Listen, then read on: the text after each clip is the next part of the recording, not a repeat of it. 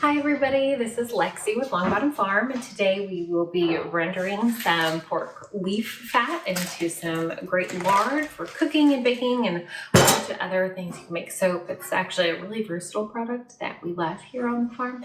So join me as we kind of go through the steps of how to make it and then some of the benefits of using it every day.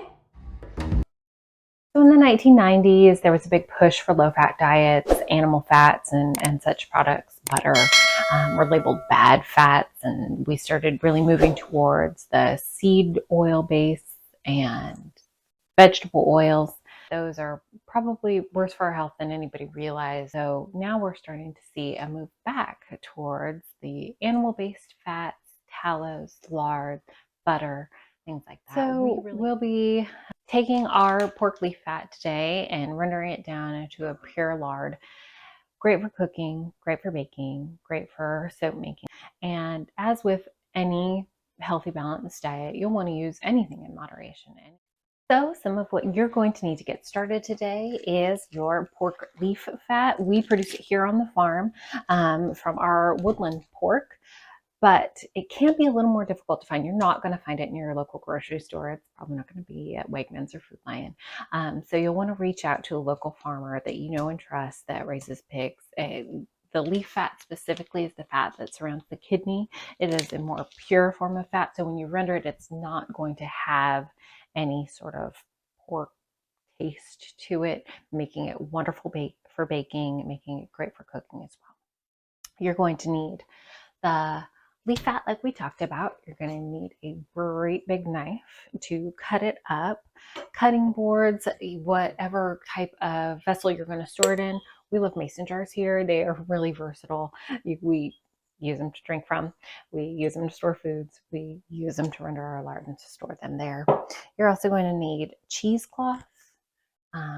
You can order this just about anywhere. You can pick it up. This you might be able to find actually at your grocery stores. And you'll also need a large pot. Now, I prefer a crock pot because I don't want to babysit it. I'm just going to be real honest with you. If there is more than like 10 steps that stretch out over a couple of days, this is probably not anything I'm going to be interested in. I like rendering lard. It can be done in a few hours.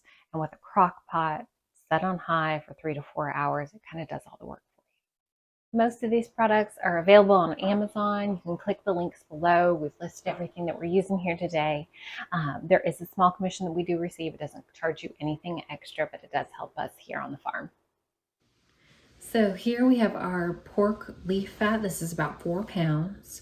It has been frozen, but it had thawed for maybe 2 hours. So it just starts to get soft on the outside. If it's completely thawed, it's a mess to cut, but if it's completely frozen, it is almost impossible to cut. So we like to leave it out for a few hours. You're going to want to cut it into chunks, small cubes, about 1 inch or 2. And you'll want to clear off any sort of meaty bits. So you want to reserve as much fat as you can, but just inspect everything. Make sure there's no extra meat to it, because that is what is going to give you that pork flavor. So you want to get rid of all the meat. All right, so we have chopped up the majority of our 4 pounds of pork leaf fat. Here we have cut off any sort of meaty pieces. There's also going to be some membranes, just this kind of connective tissue that you'll want to go ahead and pull off. Now, after this, we'll be ready to move on to the crock pot. All right, so we have all of our leaf fat cubed up, cleaned up, and ready to go in the crock pot. This one here is a little bit of an older model. She's been around for a while, but it's a 6-quart variety. We'll link one below if you're in need of one, but it's tried and true and trusty, and this is a great way to render your lard. So we'll take everything that we cut up and we'll just put it right on in here.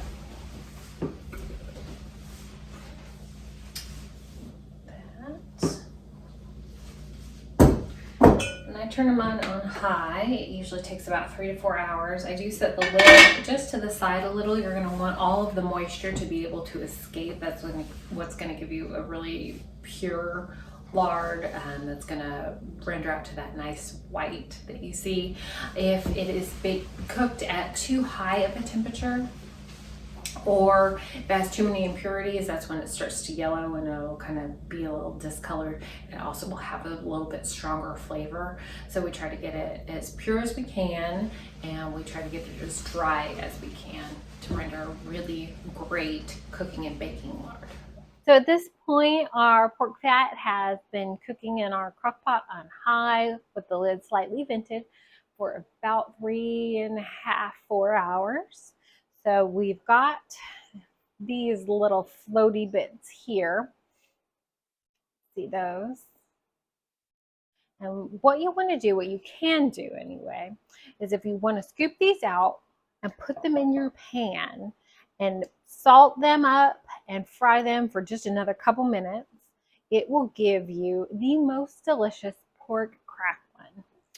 These were new to me as a native Oregonian moving south. It was definitely a learning experience, but these beautiful golden pieces of fat fry up easily. So you'll want to scoop them out of your liquid if you'd like. If not, you can just strain the whole thing, call it a day, but you'll want to put them in your pan and give them a quick fry. Couple of tips when this is cooking with the lid slightly vented can be somewhat aromatic. I do turn on the overhead vent to the stove just to kind of help vacate a little bit of that. Now at this point, we've removed all of the little cracklin bits from our lard. I can go ahead and cook that up if you're so inclined, and if not, you'll just go ahead at this point and take your jar of choice. For us, mason jars always. Your cheesecloth and fold it over into 3 layers. Fit that down inside your jar. Take your ladle and scoop your rendered lard into your container, mason jar, whichever. And it'll filter through those 3 layers of cheesecloth. It takes a second, so you'll want to just pour a little at a time. You might have to move to a new area of cheesecloth if it gets little crispies. But what you see in the jar should look a little bit like apple juice. Slight yellow tinge now. It will, as it cools and hardens, turn white. Now if it doesn't, there are a couple of things that could have happened. Too many meaty bits left behind in the fat, too high of a heat. Things like that will leave you with a slightly colored and possibly more flavored lard. And it's a-okay to use, especially for cooking. It's still fine to use. But for your soaps and for your baking, you'll want to make sure you're getting a nice pure white lard.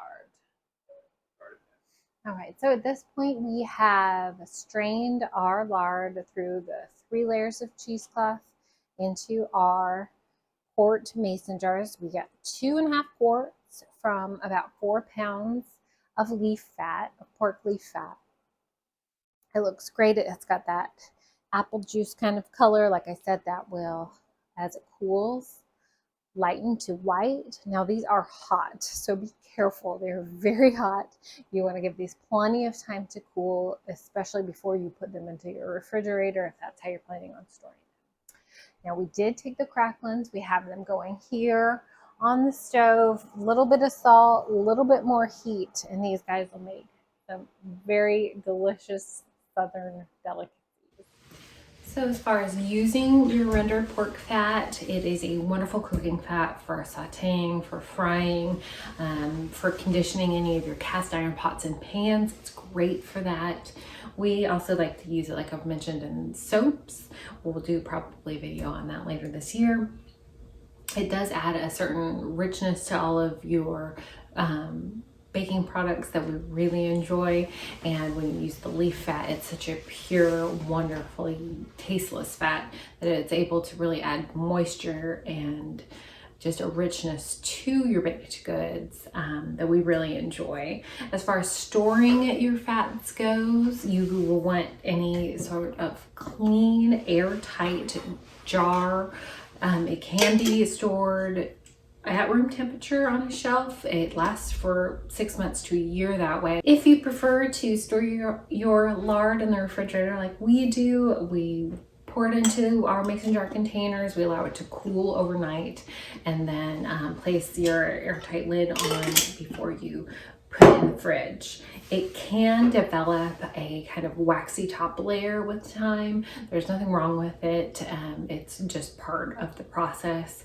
It's fine to either scrape that off or even just to use it. There's usually no flavor or anything associated with that. Any stored lard, of course, just for food safety, should be checked for signs of spoilage.